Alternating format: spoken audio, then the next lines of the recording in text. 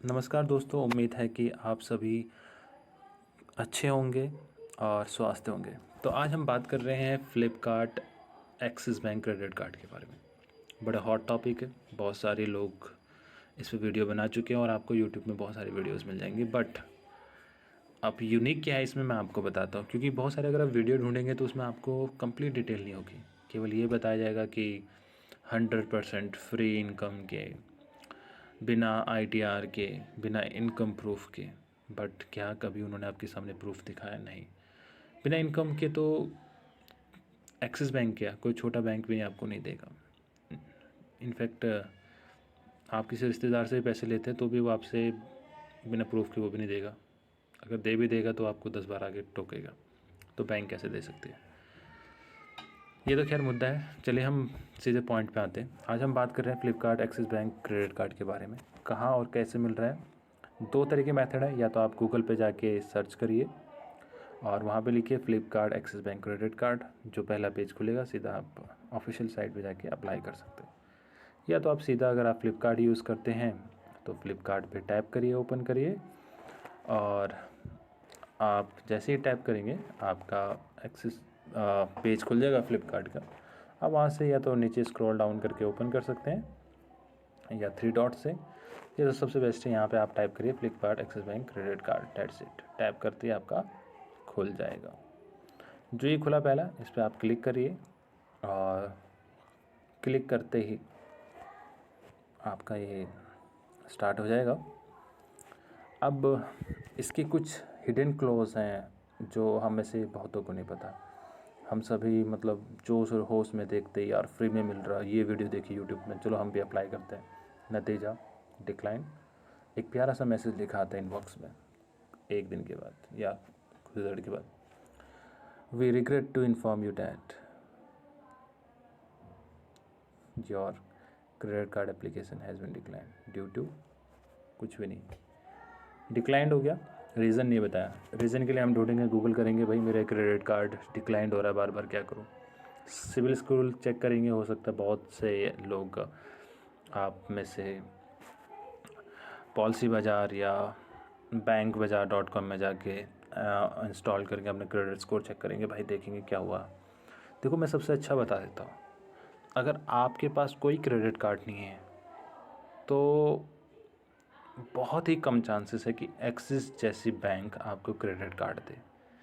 क्योंकि देखिए, axis bank के जो क्रेडिट कार्ड देने की जो पॉलिसीज़ हैं ना, जो उनकी वैलिडेशंस हैं और जो चेकिंग प्रोसेस, वो काफ़ी स्ट्रिक्ट है अदर बैंक से। क्योंकि इनके रिक्वायरमेंट इतनी इतनी ज़्यादा होती है कि एक नॉर्मल बंदा फुलफ़िल कर ही नहीं पाता। मैं उन लोगों के बारे में बता रहा हूँ जो जो एक्सिस बैंक के कस्टमर भी हैं, एग्जिस्टिंग कस्टमर हैं, और वो भी मतलब उनको भी इतना जल्दी नहीं मिलता। रीज़न, क्योंकि फ्लिपकार्ट अलाउ ही नहीं करता। वो हर चीज़ को एक्सिस बैंक उन चीज़ों को वैलिडेट करता है। जब लगता है कि यस वो बंदा हमें हमारे पैसे दे सकता है और हमें घाटा नहीं होगा, तो वो उसके लिए अप्लाई करते हैं, दे देते हैं, मतलब एक तरीके से। देखिए, जब हम पेज खोलते हैं फ्लिपकार्ट का, सबसे पहले जब हम फ्लिपकार्ट में आते हैं तो फ्लिपकार्ट में मैंने आपको बताया था 2-3 तरीके हैं। या तो आप यहाँ पे आके टाइप करिए, ये 3 डॉट्स है, ये Flipkart Axis bank credit type करिए, पहले वाला खुलेगा, आपके ऑप्शन में ये आ जाएगा। इसमें लिखा है no free for the first year. अब पहला तो इन्होंने बोला था भाई कुछ दिनों पहले, जो भाई 1 साल के लिए फ्री है, उसके बाद अप्लीकेबल होगा 500 रुपये प्लस GST जो इनके चार्जेस होंगे। ठीक है। अब अभी नीचे कहते हैं भाई कोई फ्री नहीं है, आपको पे करना ही कंपलसरी है। अब इसमें कुछ कार्ड्स के बेनिफिट्स दिए हैं कि भाई फ्लैट 5% आपको अनलिमिटेड कैशबैक मिलेगा कोई भी आप शॉपिंग परचेज़ करते हैं, या इस तरह से नो EMI कॉस्ट है, मंत्रा हो गया, 2D गुड्स हो गया, ये सारी चीज़ें।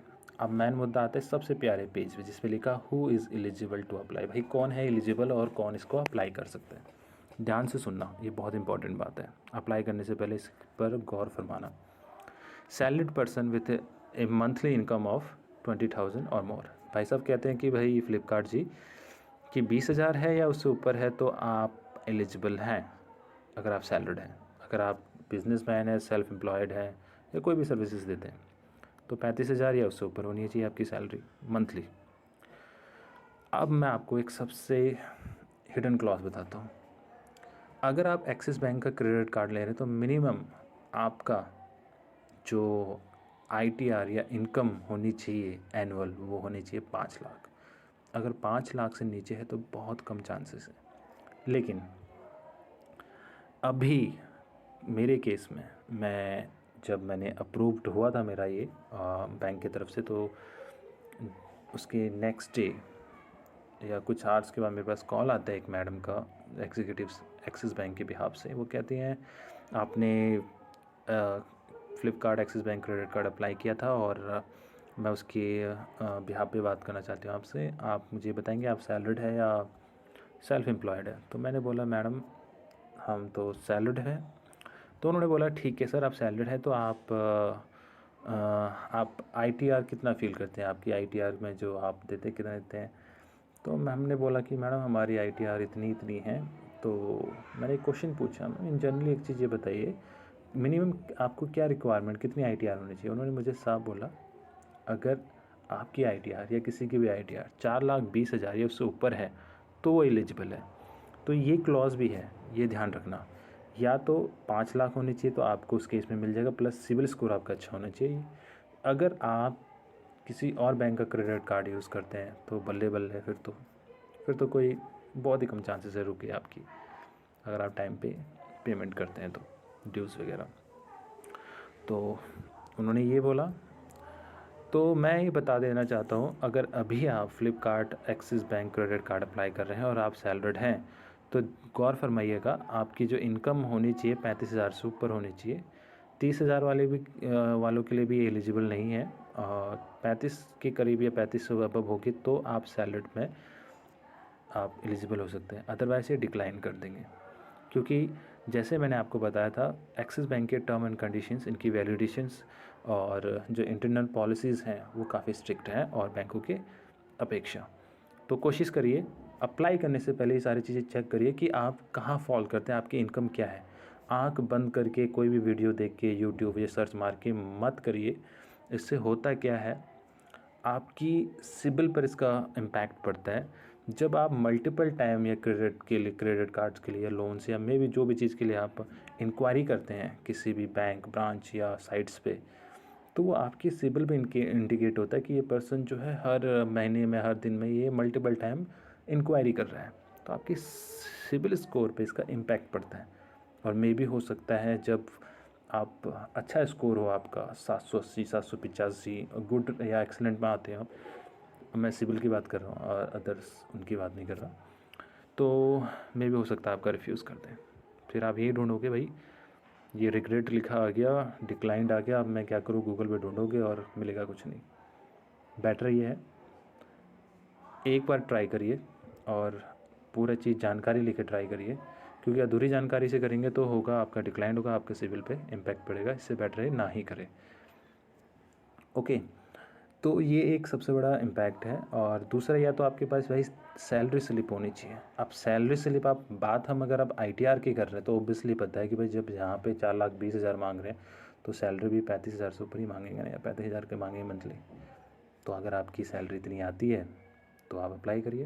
ये 20,000 या सुपर में मत जाइए, 30,000 तक तो आपको कुछ भी नहीं मिलेगा, आप भूल जाइए। मैं इसलिए बोल रहा हूँ क्योंकि कोविड के चक्कर में बहुत सारे जिन्होंने, अगर पिछले साल जिनकी इनकम अच्छी सी असेसमेंट ईयर 19-20 में, तो वो अप्लाई कर सकते हैं।